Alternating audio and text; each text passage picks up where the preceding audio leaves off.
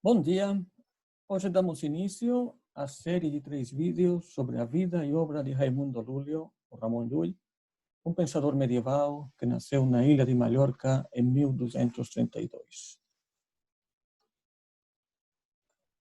Na sessão de hoje, vamos comentar o contexto histórico em que se desenvolveu a vida de Raimundo Lúlio.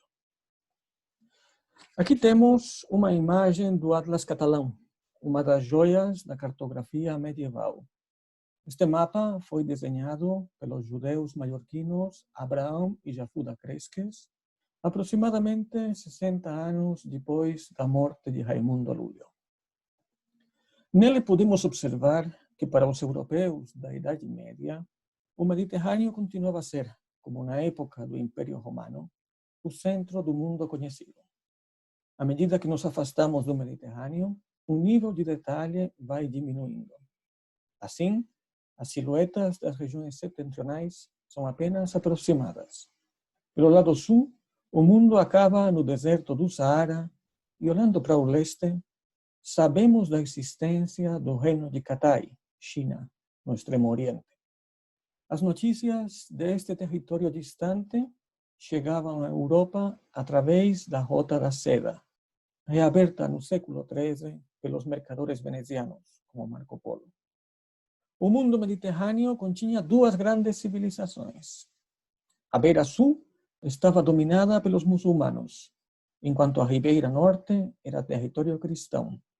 Os cristãos, por sua vez, estavam divididos no ocidente pelos católicos latinos, que tinham no Papa de Roma a máxima liderança espiritual, e no oriente pelos cristãos ortodoxos, dirigidos por diversos patriarcas, sendo de Constantinopla o principal deles. As cruzadas e as peregrinações reabriram as rotas comerciais do Mediterrâneo cristão, depois do longo parêntese após a queda do Império Romano de Ocidente em 476. A primeira cruzada foi pregada pelo Papa Urbano II em 1095 e motivou uma guerra santa para recuperar os santos lugares, em poder dos muçulmanos desde o século VII. Na época de Lúlio, o espírito cruzado estava em franca decadência. Os cristãos perderam São João de Acre, o último enclave na Palestina, em 1291. A cruzada tinha se tornado um pretexto para perseguir hereges, como o caso da cruzada albigense contra os cátaros, ou dirimir controvérsias entre reis cristãos, como aconteceu com Pedro III de Aragão por conta de sua intervenção na Sicília. Os três grandes centros de peregrinação eram Santiago de Compostela, no oeste, Roma, no centro, e Jerusalém, no leste. Os peregrinos reabriram vias comerciais e ajudaram a difusão de novas ideias e estilos artísticos. Outra das transformações que a reabertura das rotas comerciais trouxe consigo foi o crescimento das cidades. Empórios comerciais no início, as cidades logo se transformaram em centros manufatureiros e financeiros, adquirindo cada vez maior importância. O mundo urbano supunha uma alternativa à ordem feudal, e nas cidades começou a respirar-se um ar de liberdade desconhecido no campo. Também as relações sentimentais se viram afetadas pela eclosão do capitalismo mercantil. Os trovadores, principalmente provençais, cantavam o amor não correspondido da dama, a mulher com a que poder intimar espiritual e carnalmente. Mas as cidades também foram indutoras de um novo tipo de espiritualidade. Cátaros, valdenses e beguinas, entre outros, reclamavam dos vícios e abusos da hierarquia católica, às vezes afastada da mensagem do Evangelho, e pregavam uma nova religiosidade, despojada de rituais e centrada na atenção dos mais necessitados. A Igreja Católica reagiu ao desafio das heresias com a aprovação das ordens mendicantes. Franciscanos e dominicanos inspiraram-se na mesma religiosidade urbana que começa a se espalhar a partir do século XII, claramente orientados a atender a população das cidades, empenhados no estudo e na luta ideológica contra os hereges. As ordens mendicantes também abriram espaço para a integração em suas fileiras das mulheres e dos laicos. No plano político, a crise das estruturas feudais também se reflete na decadência dos poderes universais da cristandade. Em 1250, com a morte do imperador Frederico II, acaba a última das grandes querelas entre a espada espiritual, o papado, e a espada temporal, o império, do Sacro Império Romano Germânico, restituído por Carlos Magno em 800. As novas monarquias autoritárias ocuparam o lugar que antes tinha o imperador.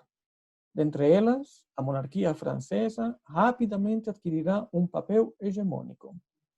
A partir do século XIV, o papado buscará refúgio no rei da França, chegando a deslocar a Cúria Pontifícia de Roma para a cidade provençal de Avignon. Uma das monarquias que se expandirá territorialmente nos séculos XIII e XIV será a Coroa de Aragão, formada inicialmente pelo Reino de Aragão e o Condado de Barcelona, o Principado da Catalunha. Jaime I conquistará novos territórios, como as Ilhas Baleares, em 1229, e o Reino de Valência, em 1235. Sentará, assim, as bases da futura hegemonia catalano-aragonesa no Mediterrâneo Ocidental. Jaime I dividirá a coroa de Aragão entre seus filhos, Pedro III de Aragão e Jaime II de Mallorca. O primeiro continuará a expansão da coroa no Mediterrâneo, incorporando Sicília em 1282.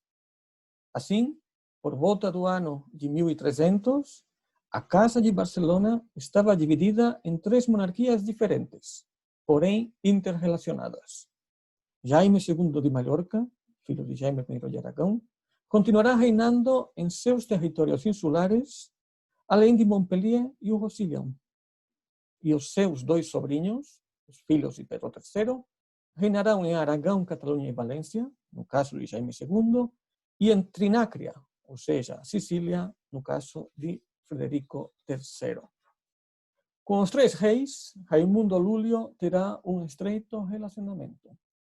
Foi preceptor de Jaime II de Mallorca em sua juventude, assessorou Frederico III em Sicília e apresentou a Jaime II de Aragão suas propostas de cruzada espiritual. Já para acabar a sessão de hoje, vamos mencionar os dados mais relevantes da biografia de Raimundo Lúlio. Sabemos que Ramon Llull nasceu em Mallorca, provavelmente em 1232, filho de catalães que repovoaram a ilha após a conquista de Jaime I. Exerceu diversos cargos na corte, chegando a ser senescal mensis, título equivalente ao de mordomo-mor. Aos 30 anos, teve uma crise de fé, abandonou a família e resolveu dedicar a vida ao estudo e à pregação. Fez peregrinações a Rocamadour e Santiago de Compostela e se entrevistou com Raimundo de Peñafort em Barcelona. Manteve debates intelectuais em Paris, Roma, Barcelona, Montpellier, Nápoles, Sicília e Chipre. Participou do Concílio de Vienne, onde levou sua proposta de constituir uma ordem de pregadores e tradutores. Viajou 3 vezes ao norte da África com ânimo missionário. Faleceu na volta da última destas viagens e foi sepultado na cidade de Mallorca em 1316. Escreveu mais de 270 obras em catalão, latim e árabe.